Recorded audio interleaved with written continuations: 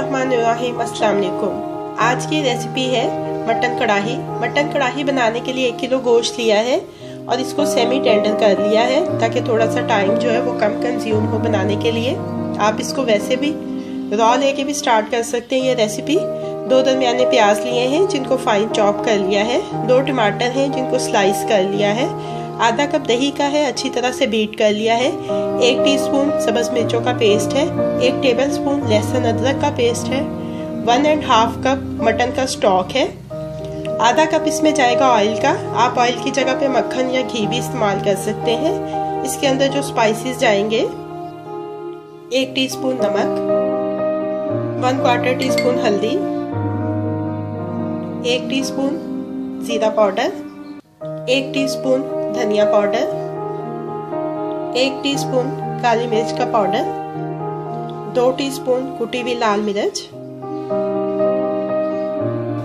आधा टीस्पून गरम मसाला powder, 1/4 teaspoon दालचीनी और बड़ी इलायची का पाउडर, 1/4 टीस्पून जायफल और जावित्री का पाउडर। इंग्रेडिएंट्स तमाम कंप्लीट हो चुके हैं। अब इसकी कुकिंग शुरू करते हैं। मीडियम फ्लेम के ऊपर कढ़ाई रख ली है, घी इसमें डाल दिया है। अब इसमें ये प्याज डालेंगे और इसको हल्का सुनहरा फ्राई कर लेंगे। प्याज हल्का सुनहरा फ्राई हो चुका है। अब इसमें ये लहसुन अदरक का पेस्ट, सब्ज मिर्चों का पेस्ट और साथ ही ये सेमी टेंडर मटन है, ये डाल के अब इसको अच्छी तरह से भून लेंगे। 3-4 मिनट अच्छी तरह से भूनने के बाद इसमें ये दही ऐड कर देंगे। साथ ही इसमें ये कुटी हुई लाल मिर्च, काली मिर्च, नमक, हल्दी, जीरा और धनिया पाउडर भी ऐड कर देंगे और इसको 2-3 मिनट मज़ीद अच्छी तरह से भून लेंगे।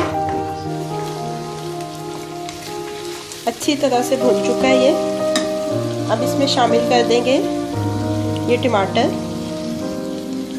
और टमाटर डाल के इसको एक दफ़ा मिक्स कर लेंगे अच्छी तरह से। साथ ही अब इसमें ऐड कर देंगे ये मटन स्टॉक।